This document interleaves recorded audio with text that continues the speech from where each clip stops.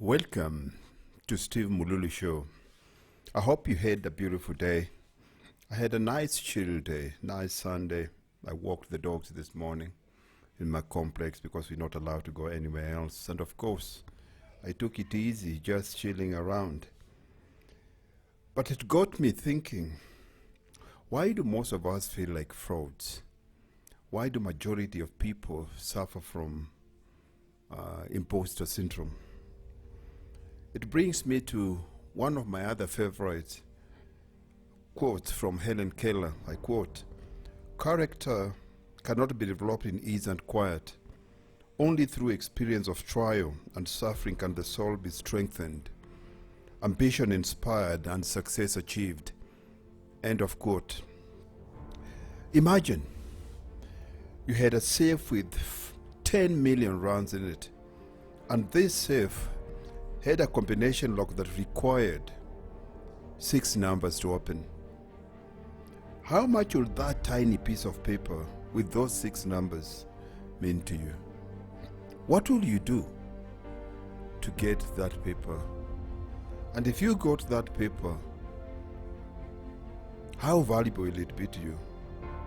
Today I'm offering you a slip of paper with those 6 numbers on it. However, before I share with you, let me first provide an important insight that could be holding you back from achieving everything you've ever wanted. It used to irritate me that people would buy my programs, pay for gym membership, and not come through to the gym, not follow the programs, and not enforce the strategies we ask them to put into place in order for them to change their lives. Why wasn't everybody using it? How comes only a small fraction of those people that come to us achieve success with all the tools that we put at their disposal, both human, physical, intellectual, emotional support that we give them? The secrets were there. The how-to steps were delivered on a silver platter. Dream Body Fitness and everything that we do is a system. And there is no other program or system out there where people have easy accessibility to the creator of the system the way Dream Body Fitness has given our membership that access. Why are people not taking action? But now it hit me. I know the reason. It's because of self-sabotage. The truth is, if you want to achieve something and are trying and failing, or not trying at all, it's because of the person in your mirror. You, the person you're looking at. Yes, I know that's a hard pill to swallow, but remember, as I said before, there's going to be an open, intimate relationship just between friends. But the only person ruining your life at this point is you. For a wide variety of reasons, we often stop ourselves from achieving the very thing we say that we want. We make promises that we don't live up to. We make commitments that we break with ease. It all happens inside ourselves, in our own mind, and often it happens without our conscious awareness. Experience is a hard teacher because she gives the test first and the lesson afterwards. The following is a list of goals in no particular order that for most people will never get achieved this year, next year, or any year for that matter. For the entire life of their existence, they'll never achieve these goals. Allow me to provide the list first and the reason immediately after. Number 1, getting in great physical shape through a diet and exercise regimen. Number 2, launching a business or initiative whose aim is to take control of your own destiny. Number 3, any program or spiritual enlightenment to obtain greater peace of mind. Number 4, the learning of a new language or hobby so as to expand your horizons. Number 5, any course designed to overcome an unwholesome habit or addiction. Number 6, education of any kind that will provide greater career options and a better life. Number 7, any act of political, moral, ethical courage. Number 8, the decision to change some unhealthy pattern or thought or conduct in ourselves. Number 9, the taking of any principled stand in the face of adversity. Number 10, any act that entails commitment of the heart, time, and money. Number 11, becoming debt-free and financially secure. Why is it that these goals will enjoy very little traction in people's lives? How is it even remotely possible that most people will barely make a dent on any of their goals, not only today, this year, but for the entire period of their existence? The answer is simple. It's self-sabotage. Self-sabotage is a state of mind which damages your belief in yourself and your abilities to achieve that which you want to achieve. Self-sabotage is the thing that is holding you back from doing what you know you need to be doing. While it can't be seen, just like coronavirus, touched, heard, or even smelled, the extraordinary thing about self-sabotage is that it makes its presence felt. It manifests itself in your body, in your mind, and goes to work like an angry jackhammer, pounding hard and loud.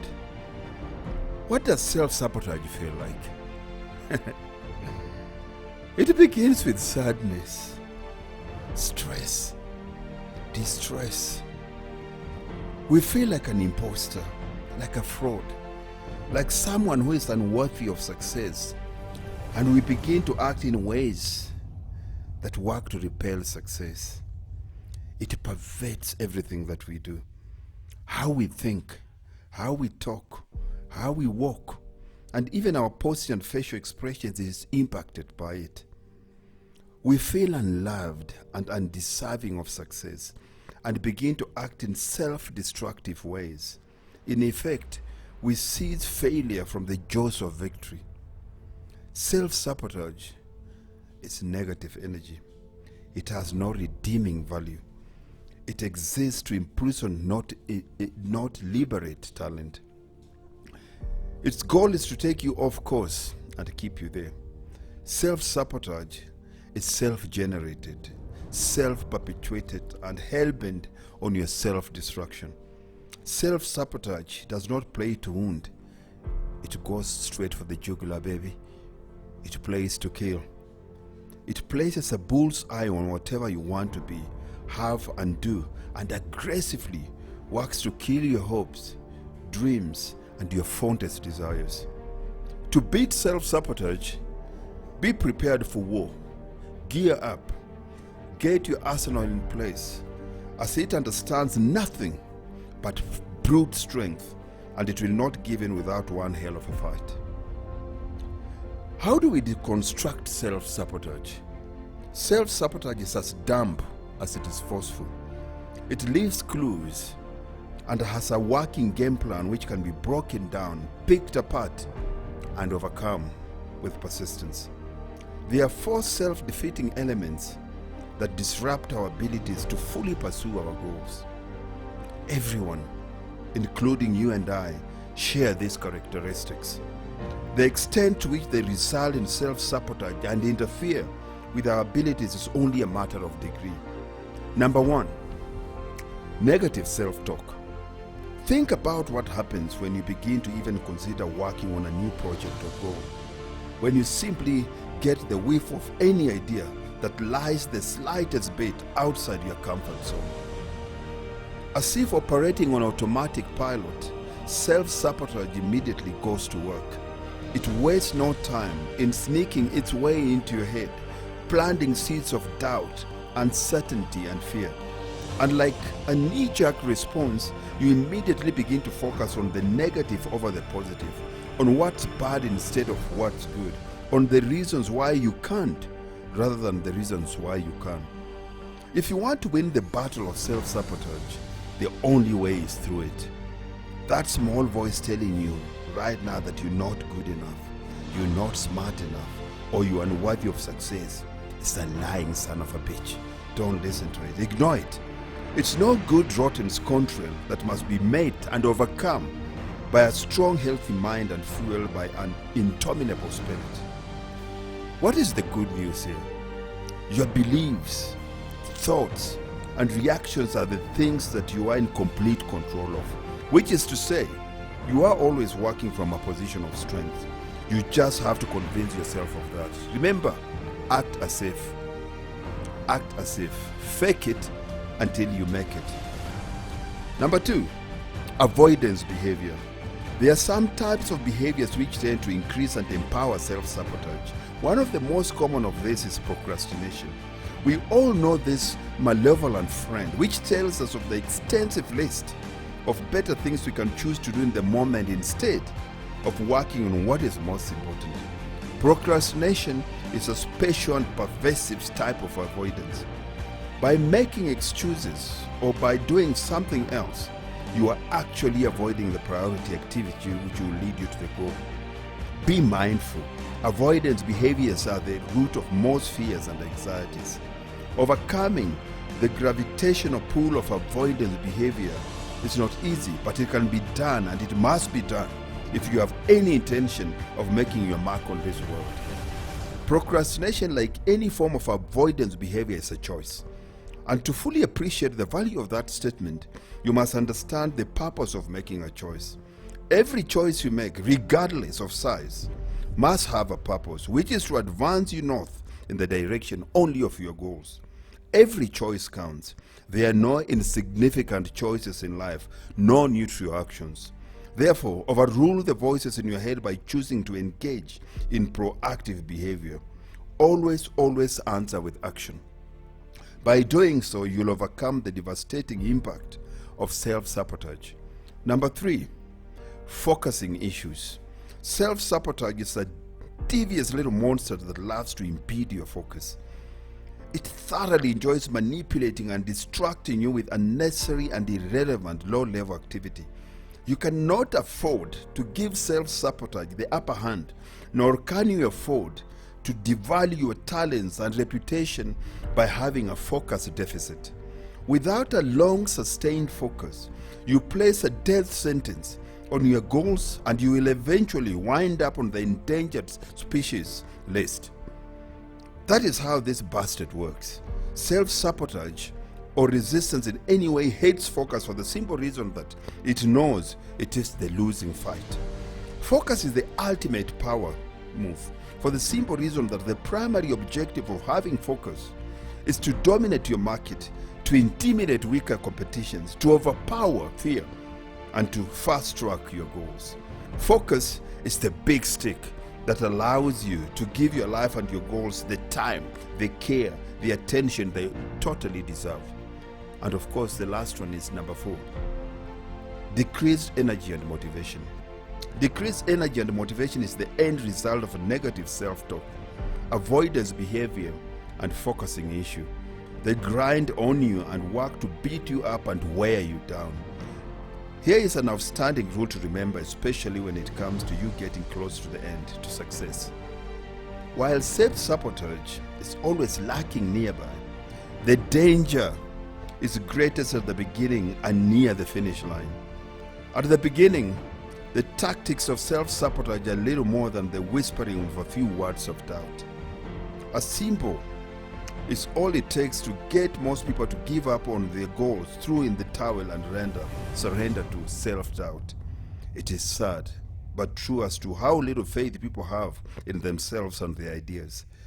And when the finish line is near, when the last 10% is in sight, that is when self-sabotage goes into full beast mode, because it knows you have it all on the ropes. Most people will always give up when they're just about to achieve their goals. When self-sabotage knows you're about to beat it, it hits the panic button. It marshals a few more psychological assaults, lobs a few more grenades, gives you an unexpected and costly obstacle or setback. It launches one last assault and slams you with everything it's got. You must be alert for this counterattack. Expect it and be wary at the end. That's why you must strengthen your resolve. You must enforce your will. over this mother of a resistance force, and you better grab that brass ring with both hands and hold on tight. Do not underestimate this freak of nature, as self-sabotage is real. It plays for keeps and to win the battle for your goals and dreams. In closing, we are all playing a high-stakes game of one and done. And if you are ever going to find your greatness, if you're ever going to make your mark on the world, you must decide that what you want is bigger and far more important than the resistance force which prevents you from achieving it. Self-sabotage is an engine of destruction. It understands nothing but brute force. Therefore, you must develop an indomitable spirit, an unbreakable will, a relentless resolve to rise above the dirty tricks and diabolical mind games of self-sabotage. You must choose to put self-sabotage behind you, to stare it in the eye, walk straight through it, and advance towards your goal with confidence, conviction, and certainty. I will leave you with this final burst of optimism and encouragement.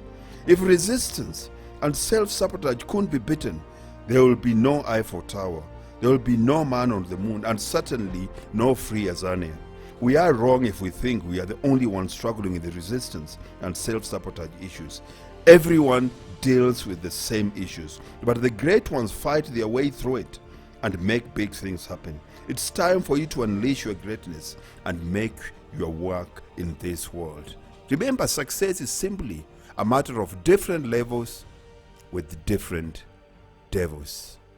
Adios, amigos, to your success.